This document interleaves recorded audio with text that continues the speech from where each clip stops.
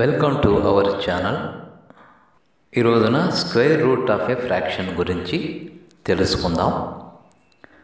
ఇప్పుడు route 2704 divided by 81 ఇచ్చారనుకోండి. ఏ విధంగా చేయాలి? ఈ విధంగా ఇచ్చినప్పుడు మనము ముందే డివిజన్ చేయకూడదు. న్యూమరేటర్కి డినామినేటర్కి సెపరేట్గా రూట్ కనుక్కొని ఆ వచ్చిన దాన్ని ఫ్రాక్షన్ ఫామ్లో రాయవలసి ఉంటుంది. అంటే ఇక్కడ రూట్ 2704 డివైడెడ్ బై 81ని రూట్ 2704ని కనుక్కోవాల్సి ఉంటుంది. ఎంత వస్తుంది? 52 వస్తుంది. అలాగే రూట్ 81కి 9 వస్తుంది. అంటే అప్పుడు ఆన్సర్ ఏమవుతుంది? 52/9 అవుతుంది.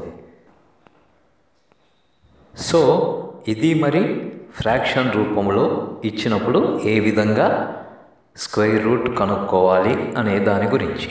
మరి మరొక వీడియోలో కలుసుకునే వరకు సెలవు.